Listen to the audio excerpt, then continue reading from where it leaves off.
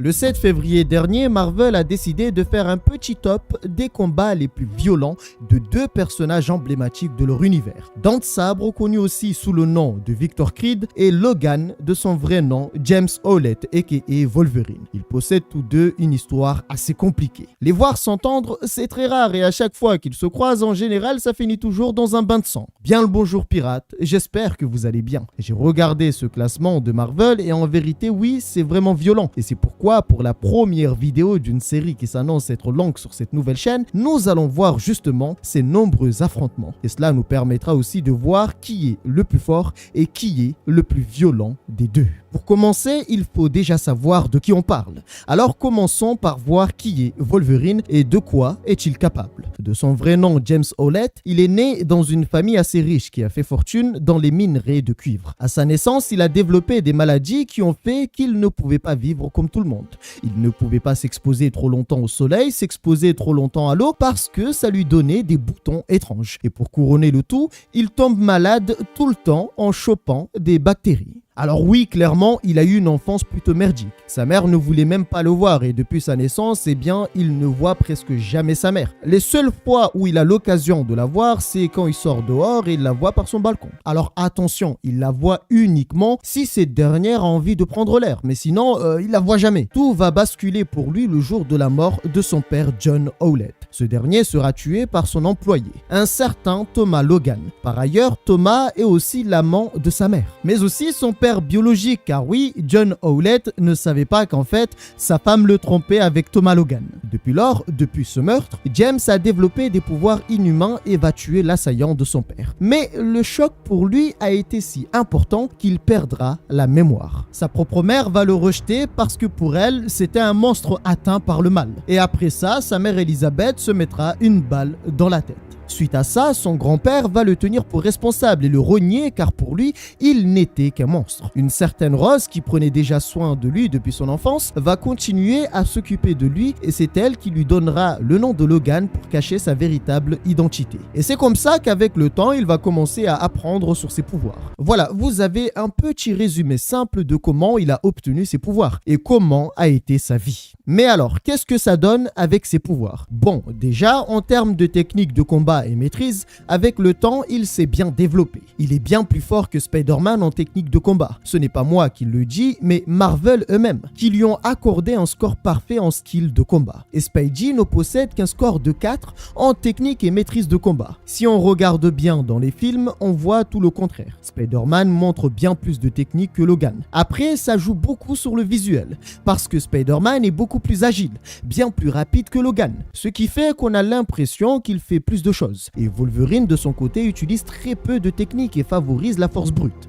Alors, est-ce que c'est bien? Ça dépend. Pour ma part, j'aime énormément cette version un peu brutale du personnage. Le problème, c'est que derrière, très peu savent qu'en fait, Wolverine, c'est un maître en technique de combat. Et c'est juste que Marvel ont pris la décision de ne pas trop montrer ce côté-là qui fait de lui un combattant hors pair. Vous remarquerez aussi que Logan possède la même force que Spider-Man. Et pour mieux comprendre ce que ça veut dire, il suffit de regarder ce que fait l'homme araignée. Dans une histoire récente le concernant, lors d'une course-poursuite entre Spider-Man et le Rhino, ce dernier va montrer une force juste incroyable. Pour rappel, le Rhino pèse 700 livres, ce qui fait à peu près 317 kilos. Ce poids ne l'empêche pas de le faire voler sur plusieurs mètres sans la moindre difficulté. Et en plus de ça, pour couronner le tout, il va lui balancer dans le plus grand des calmes un camion qui fait entre 3,5 et 7 tonnes dans la gueule. Et encore, c'est gentil parce que ça dépend aussi de la charge. Et on peut imaginer que ce camion n'était pas vide. Et s'il y a une charge importante, ça peut monter rapidement à 17 tonnes. Alors le coup, bien qu'étant assez violent, cela ne va pas mettre KO le Rhino. Le faire dormir, Spidey va juste lui mettre un petit coup. Ce qui est drôle avec ce passage de son histoire, c'est que après lui avoir donné ce coup, eh bien, le Rhino avait fait un arrêt cardiaque. Et du coup, pour le réveiller, quoi de mieux que de lui redonner un autre coup tout aussi puissant? Ouais, un sacré Spider-Man. Ça, c'est ce que peut faire un héros ou vilain possédant une force de 4 dans l'échelle d'évaluation de Marvel. Mais attention, nuance. Concernant Spider-Man et Wolverine, ils ne possèdent pas exactement la même force. J'ai fait la comparaison pour vous montrer ce que peut faire une personne possédant une force de 4, mais je dois quand même vous apporter la nuance. Spider-Man, de son côté, il possède une force surhumaine, tandis que Wolverine possède une force améliorée. Il est un humain qui possède une force améliorée, alors que l'autre, c'est vraiment un monstre de puissance brute. Ce qui fait que Spider-Man peut soulever des trucs à 3 tonnes, 4 tonnes, 5 tonnes, 6 tonnes, etc. Et Wolverine, de son côté, il peut soulever seulement 1 à 2 tonnes. Spider-Man, il est dans la catégorie super force et Wolverine, il est dans la catégorie humain amélioré. Là où ça change absolument tout pour Wolverine, c'est sa capacité de résistance. C'est là où on a l'impression qu'en fait, il peut tenir tête à des monstres. Il a la même force que des gens qui possèdent une force de 4 ou voire de 7. Logan n'a absolument rien à envier à Spidey. Pour commencer, c'est un excellent chasseur. Il sait profiter de son environnement pour en tirer un maximum d'avantages. Il maîtrise assez bien sa force et sait se retenir si nécessaire. Faire l'inverse est possible. D'ailleurs, sa force dépend de l'adversaire. Il faut savoir qu'avec tout l'adamantium dans son corps, ce dernier pèse 132 kg et vous remarquerez que sa vitesse s'approche plutôt pas mal de celle de Spider-Man. Ce qui n'est pas rien. Même avec tout l'adamantium dans son corps et son poids, cela ne l'empêche pas de sauter au-dessus des bâtiments tout en faisant un doigt d'honneur à la gravité. C'est vraiment du délire. Parce que le mec possède le poids d'un camion et se déplace tel un ninja. Non mais sérieusement, respectez un peu la gravité. Je fais 70 kg, j'arrive même pas à sauter, bordel. Bon, j'abuse, mais vous avez compris. Mais alors, en termes de force brute, que peut-il faire? Eh bien, pas grand-chose. Vraiment rien du tout. Juste tenir tête à Hulk. Ouais, rien que ça. On parle quand même d'un monstre qui, s'il nous donne rien qu'une claque, on termine en pâté pour chat. Un monstre qui possède une force de 7, le maximum dans l'échelle de Marvel. Je sais pas si vous vous rendez compte de la puissance, mais vas-y, c'est rien.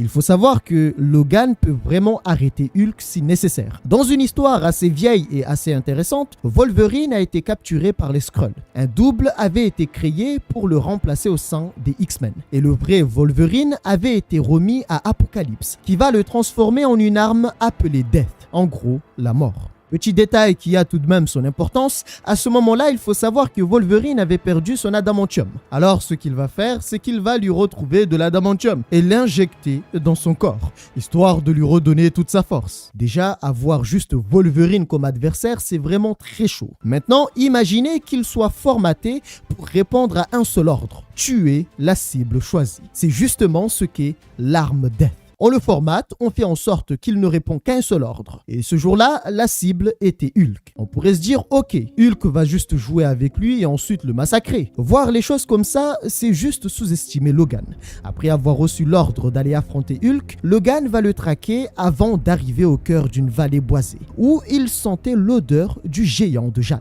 Hulk était sous forme bestiale. Banner n'était plus et ne pouvait plus prendre le contrôle. Donc, il n'y avait que Hulk. Ce qui voulait aussi dire qu'il était extrêmement dangereux, car ce dernier pouvait partir en vrille à n'importe quel moment et déchaîner sa puissance. Dès leur première rencontre, Logan prendra l'avantage et ne lui fera aucun cadeau. Là où ça devient intéressant, c'est que Logan arrive à encaisser des coups de Hulk à pleine puissance. Il se fera projeter dans tous les sens et tout ça était tout à fait normal pour lui. D'ailleurs, il n'aura aucun mal à le combattre en usant de ses techniques de combat et maîtrise d'armes de combat. Bon, alors, on sait que les armes ne marchent pas sur Hulk. Et ce Logan-là, appelé Death, qui n'avait plus sa mémoire, l'a découvert à ses dépens. Pour autant, cela ne l'a pas empêché de revenir. Il va juste lui crever un œil. Alors, vous le savez, ce n'est pas la première fois qu'ils s'affrontent. Ils se sont déjà affrontés plusieurs fois par le passé. Et d'ailleurs, ce jour-là, justement, Hulk en avait marre de se faire toujours traquer par Wolverine. Il a donc usé de toute sa force pour l'éliminer pour de bon. Bien sûr, le géant de jade savait que cela n'allait pas l'arrêter. Et il ne s'est pas arrêté là. Le combat était d'une violence incroyable et on pourrait se demander, est-ce que Logan est mort après ce combat? Eh bien, la réponse est non. Et d'ailleurs, après les coups reçus, il a rapidement repris le combat comme si de rien n'était. Il a planté ses griffes dans le cou de Hulk, lui causant des douleurs atroces. Malheureusement, le combat n'a pas duré car Logan va tout doucement reprendre le contrôle de son corps et va se rendre compte que ce qu'il faisait, ce n'était pas bien et ce n'était pas lui. C'est comme ça qu'il va perdre conscience et laisser son ami Hulk partir. Alors, ce qui est drôle avec cette histoire, c'est que Hulk pensait avoir gagné et dira même en partant qu'il a montré au petit petit homme qui est le plus fort. Bon, on sait que Logan est extrêmement dangereux en termes de force, de résistance, de régénération, voire même de technique de combat. Il est juste un monstre. Il y a plein de passages qui prouvent sa force. Mais alors, qu'en est-il de Dents de Sabre? Eh bien, le concernant, il a eu une histoire assez différente. Pour commencer, il faut savoir que Wolverine et Dents de Sabre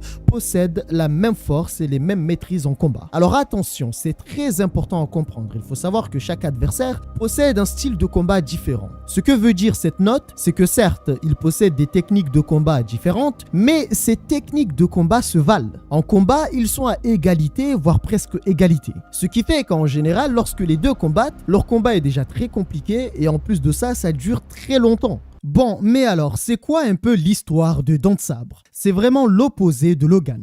Il n'est pas né faible comme lui et c'est tout le contraire. Le terme adéquat pour le définir, c'est qu'il est né prédateur. Dès l'enfance, il est extrêmement violent. Le jour de l'anniversaire de son frère Luther, Victor voulait avoir une part du gâteau. Seulement, son frère ne voulait pas partager car pour lui, c'était son moment. Alors, fou de rage, Victor s'est jeté sur lui. La seule chose qu'on entendra, c'est son frère crier pour appeler leur mère. Peu après son arrivée, c'est le choc. Victor avait massacré son frère et il dira que tout ça, ce n'était qu'un jeu. On pourrait se demander, mais alors, a-t-il été éliminé ou dénoncé aux autorités compétentes? Eh bien non, car quelque temps après ce drame, arrivera son père qui prendra la décision de tout simplement l'enfermer dans la cave. Il va lui arracher ses deux dents car pour lui, c'était la preuve qu'il était atteint par le diable. Avec le temps, son père va revenir le voir bien sûr pour le nourrir, mais surtout pour lui arracher ses dents car à chaque fois, elles repoussaient. Et tant que ses dents n'arrêtaient pas de repousser, il ne pouvait pas être libéré.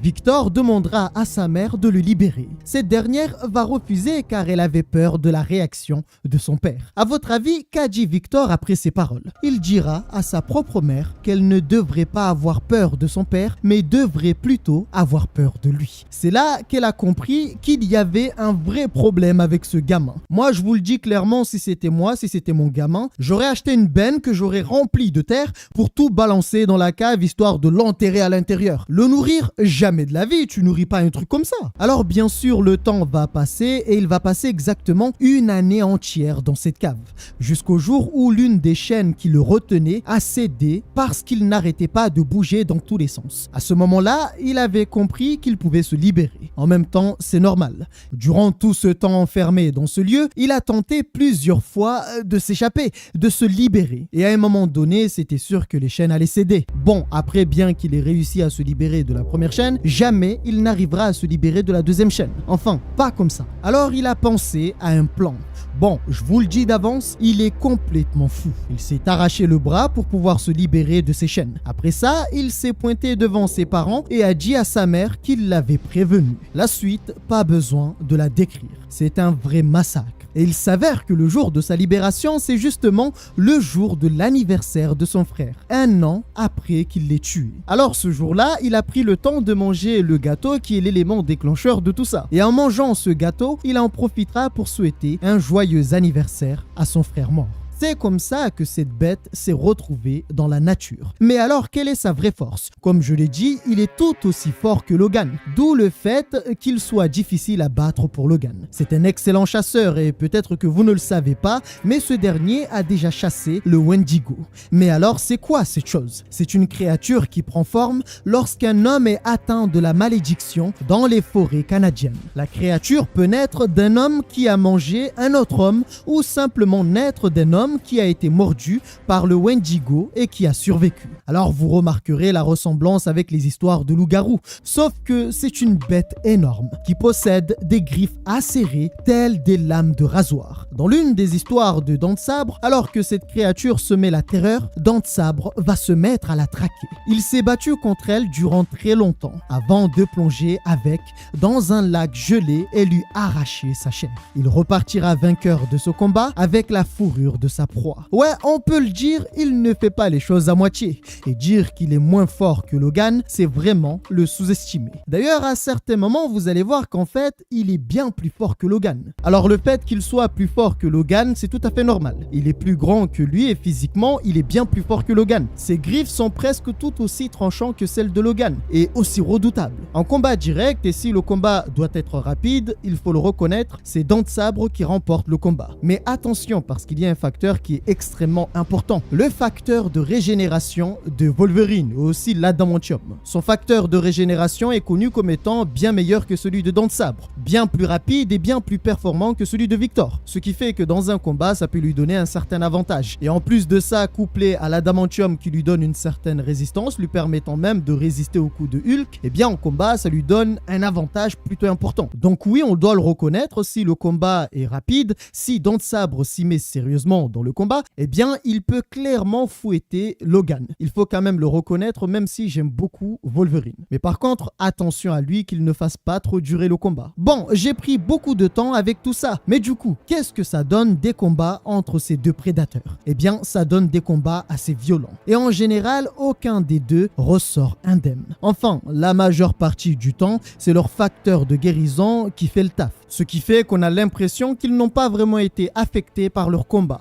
Alors que c'est tout le contraire, c'est juste que, en plus d'avoir un bon facteur de guérison, eh bien ces deux monstres sont extrêmement résistants dû à toute l'expérience qu'ils ont accumulée. Psychologiquement, ils résistent assez bien à la douleur et en plus de ça, physiquement, leur corps résiste plutôt bien. J'aimerais commencer avec une histoire assez récente. Je parle ici de la guerre de Dents de Sabre. Petit mise en contexte. Dents de Sabre avait été enfermé dans une prison dimensionnelle par un certain Krakoa. Krakoa est une île vivante qui possède une conscience. Cette île se trouve au milieu de l'océan Pacifique. On apprendra plus tard qu'en fait Krakoa est issu d'une ancienne masse terrestre, connue sous le nom d'Okara. Okara avait été divisé en deux par l'épée du crépuscule, formant ainsi deux îles, Krakoa et Arako. Après avoir été enfermé dans la prison dimensionnelle, Dents de Sabre va trouver un moyen de s'en sortir et à son retour, il est revenu pour se venger de Wolverine. Mais il n'est pas revenu juste comme ça. Pour commencer, son plan était de lui retirer ce qu'il était, son identité, même sa partie mutante. C'est pas tout, car il est revenu avec d'autres versions alternatives de lui-même, venant de différentes réalités. En gros, une armée de Dents de Sabre. Bon, déjà, juste un seul, c'est chaud.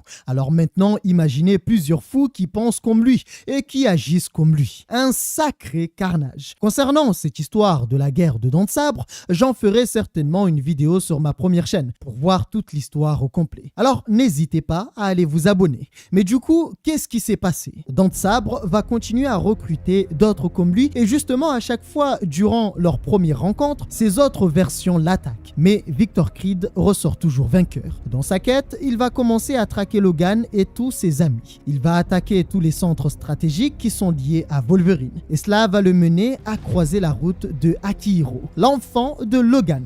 Vous le connaissez sous le nom de Daken.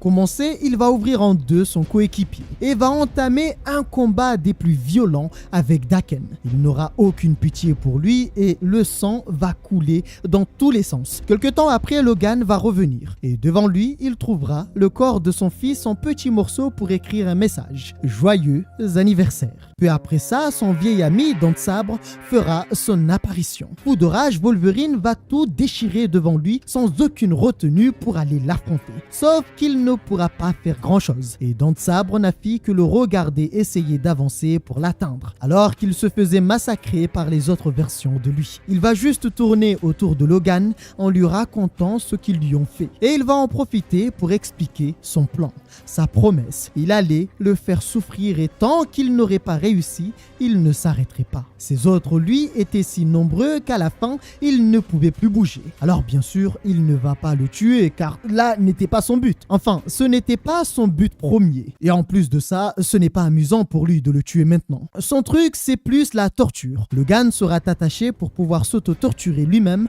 en pensant à ses échecs et au nombre de personnes qu'il avait perdues. Dent de Sabre ne va pas s'arrêter là, elle va le torturer jusqu'au bout. Il tuera tous ses amis et à la fin, lorsque Logan réussira enfin à se libérer, il trouvera ses camarades morts. Et au milieu de la pièce, la seule chose qui restait, c'était simplement un cadeau. Alors si vous vous demandez comment Logan s'est libéré après avoir été attaché par Dent de Sabre, eh bien c'est très simple, il s'est arraché les membres pour pouvoir se libérer. Pourquoi faire compliqué? Avec lui c'est vraiment très simple, c'est radical. Et vous remarquerez que sa colère était telle qu'avoir les membres arrachés, eh bien c'était pas vraiment son problème. Son but était simplement de voir si ses camarades étaient morts ou pas. Bien sûr, un peu plus tard on va lui rattacher les membres et son facteur de régénération fera le taf. Alors si vous vous demandez est-ce que c'est juste la fin de ce duel, non, il y aura bien sûr une revanche dans ce comics et c'est vraiment une belle revanche avec une conclusion plutôt triste pour Logan. Déjà, Logan et toute son équipe vont le retrouver et cette fois-ci, il viendra bien préparé avec une armure. Il va user de l'épée Muramasa. Bon, certains pourraient se demander pourquoi utiliser une épée alors qu'il peut utiliser ses griffes. Eh bien en fait, cette épée est plutôt spéciale. À l'origine, elle avait été forgée par Muramasa. C'est un forgeron mystique japonais de l'univers Marvel. Et cette épée possède une particularité qui change absolument tout. Elle possède un fragment de l'âme de Wolverine, ce qui fait qu'elle est extrêmement puissante, notamment contre les personnes qui possèdent un facteur de régénération très avancé. C'est le cas de Dent de Sabre. Tout mutant possédant un facteur d'autorégénération devrait éviter de se confronter à cette arme, parce que l'arme ne coupe pas juste la chair. Non, elle tranche littéralement la capacité de régénération. Et justement, cette arme fait partie des armes pouvant tuer Dent de Sabre. Bien qu'il possédait une arme très puissante, Dent de Sabre de son côté avait certains avantages, comme par exemple la connexion avec l'île Krakoa, ce qui lui permettait d'utiliser ses racines pour attaquer et se défendre. Malheureusement pour lui, l'intervention de Phoebe Kuko, la fille d'Emma Frost, va absolument tout changer. Grâce à sa télépathie, la connexion de Dent de Sabre avec l'île Krakoa avait été interrompue. Et ce dernier, dans un moment de folie, il tentera de la tuer mais sans succès. Alors que ce dernier avait perdu la bataille, les héros voulaient l'éliminer. Mais Logan va intervenir pour tout arrêter. Non pas pour le sauver, mais pour terminer le travail de lui-même, car tout ceci était entre lui et Dent de Sabre. Cela avait commencé avec lui et devait se terminer avec lui. Ainsi, Logan va proposer un duel. Soit Dent de Sabre le tue et il gagne, soit Logan le tue et c'est terminé. Personne n'interviendra dans ce combat, car il avait une grande importance pour Logan, et même pour leur histoire. Ce duel est d'une violence inouïe. Logan va lui arracher un bras et lui ouvrir la poitrine. Il ne s'arrêtera pas là puisqu'il lui coupera les membres un par un. On pourrait se dire bon, c'est fini, il ne peut plus se battre. Ouais, mais ça, c'est le cadet de ses soucis. Il va littéralement le couper en rondelles pour venger ses amis morts à cause de lui et venger son fils. C'est de cette façon que Logan termine ce duel contre son ami mais aussi son pire ennemi. Leur relation ne pouvait pas se terminer autrement si ce n'est de cette façon. Conclusion concernant tout ça, Logan savait qu'il aurait pu devenir comme Creed, une bête assoiffée de sang et de vengeance. Mais vous le savez, grâce à la force de l'amitié, tout va bien. Et je vous le dis clairement, j'ai horreur de la force de l'amitié. C'est la plus grosse arnaque qu'on nous ait jamais pondue. D'ailleurs, c'est qui le fou furieux qui a sorti cette arnaque? T'es en difficulté? Ne t'inquiète pas mon pote, tes amis sont là, tout va bien, ils vont venir pour tout changer. Mais sérieusement, vous foutez pas de notre gueule. Je vous le dis, j'ai été traumatisé par Fairy Tail à cause de la force de l'amitié. Bon alors, où tout ça a commencé? Car je rappelle quand même que tout à l'heure, je vous ai dit qu'ils étaient amis. Ils se connaissent depuis longtemps et leur amitié avait commencé bien avant cette haine. Petite information assez importante, si tu veux retrouver Wolverine, il te suffit de te rendre dans un bar où il y a trop de bruit. Et justement, un jour, Dent de Sabre s'est rendu dans un bar où Wolverine se battait comme à son habitude. Ils vont s'allier pour massacrer tout le monde et prendre le temps de discuter. Sauf qu'alors que Logan pensait discuter tranquillement, dans leur discussion, Dent de Sabre va faire passer des messages. Des messages que Logan ne comprendra pas au début. Il fait comprendre qu'en fait, son style de combat est unique et il ne fait que jouer. Et justement, il ne faisait que commencer avec lui et il le serait bientôt. Cette bagarre avait commencé à cause d'une femme. Ces gens parlaient mal d'une femme qui était proche de Logan. Et après qu'il ait entendu leurs paroles, il s'est chauffé à décider de tabasser tout le monde. Peu après cette bagarre et après sa discussion avec Creed, eh bien cette femme va venir.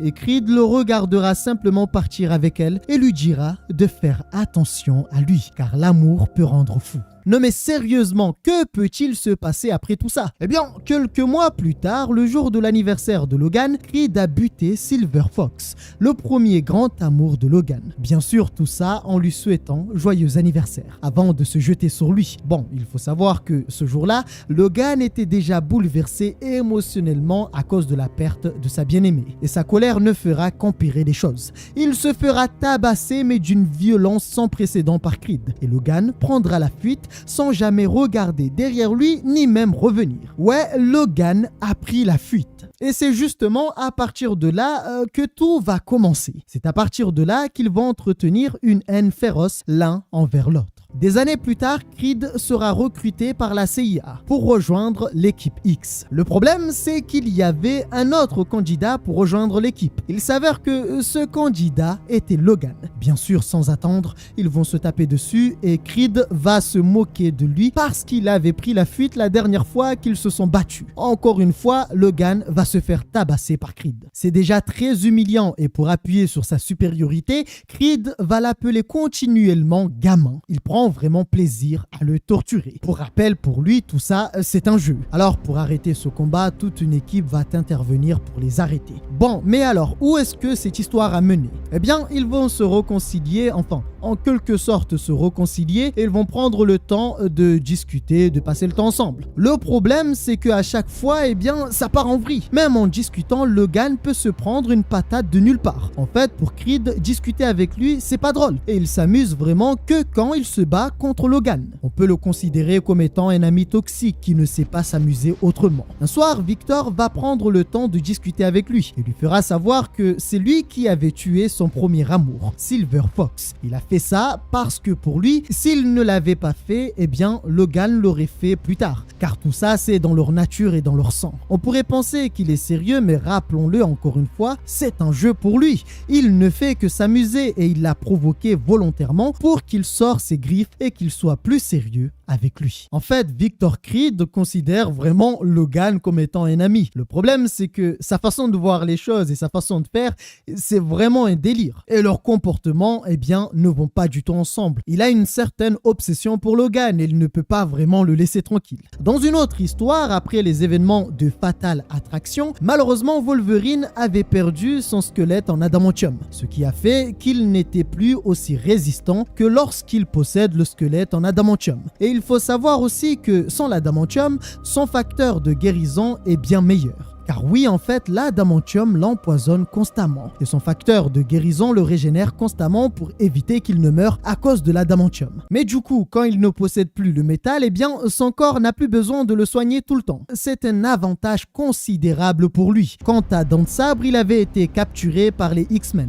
après avoir commis beaucoup de massacres. Le but des X-Men, c'était de le réhabiliter en essayant de lui faire du lavage de cerveau par télépathie. Ils l'ont donc enfermé dans un endroit plutôt spécial. Cependant, tout ça était vu d'un mauvais œil par Logan, qui trouvait que Victor était un cas irrécupérable. Et il avait raison, car peu de temps après, Dent de Sabre va réussir à sortir de sa cage en profitant d'un moment d'inattention. Alors, petit détail qui a quand même son importance, il venait de franchir une barrière psychique créée pour l'empêcher de sortir en bloquant ses envies de meurtre. Et normalement, s'il tente de le franchir, il ressent des douleurs atroces, d'où le fait qu'il avait perdu une grande partie de ses cheveux. Réussir à sortir de cet endroit, c'est juste un exploit incroyable. Bon, alors, ça donne quoi ce combat? Même si Logan ne possède plus son adamantium, il faut savoir que ce n'était pas vraiment la chose qui lui donnait un avantage sur lui. Déjà, sans l'adamantium, il perd jusqu'à 30 kilos, ce qui n'est pas rien et cela lui permet de bouger plus vite. Il devient beaucoup plus souple et plus silencieux dans ses mouvements. Il se déplace bien mieux et peut même se déplacer tel un animal, refaire ressortir ses instincts primitifs. Il devient un prédateur avec un facteur de régénération bien plus performant et plus efficace. Par contre, il perd en résistance parce que l'adamantium lui donne une sacrée résistance lui permettant de tenir tête à Hulk par exemple. Il perd aussi en tranchant car oui, sans l'adamantium, ses griffes sont certes tranchants mais moins tranchants qu'avant et bien moins tranchants. Bien qu'étant assez compliqué, dans ce combat, c'est Wolverine qui en sortira vainqueur. Il va va vraiment le massacrer sans aucune retenue. D'ailleurs, il ira jusqu'à relâcher complètement sa partie sauvage. Et à la fin du duel, Dent Sabre lui fera savoir que dans la nature, il ne pourrait pas l'arrêter. Et d'ailleurs, s'il venait à le libérer, il traquerait toutes les personnes qui lui sont chères et il les tuerait un par un. Tout ça, bien sûr, c'est pour le pousser à bout, afin qu'il prenne enfin la décision de le tuer. Bon alors, qu'est-ce que vous avez pensé de cette première vidéo sur ce format-là? J'ai voulu tester un nouveau format qui me semble être assez intéressant. J'ai voulu commencer avec cette petite histoire avec ces deux personnages emblématiques de l'univers Marvel et ce n'est certainement pas la dernière vidéo les concernant et surtout sur ce sujet-là. Bon, il faut reconnaître quand même que dans le choix des histoires que j'ai présentées ici, j'ai été un peu gentil parce qu'il y a des histoires où ça part vraiment en vrille. Pour une première vidéo, c'est déjà pas mal et si le format vous intéresse et que vous aimez vraiment ce format-là, ne vous inquiétez pas, on va le continuer avec d'autres personnages et vous serez étonné de voir que certains de vos personnages préférés, eh bien, à certains moments, ils se sont retrouvés dans des situations plutôt incroyables, voire même catastrophiques. C'est ma première vidéo sur cette nouvelle chaîne, n'oubliez pas de vous abonner pour soutenir, ça me ferait vraiment plaisir et on se retrouve à la semaine prochaine.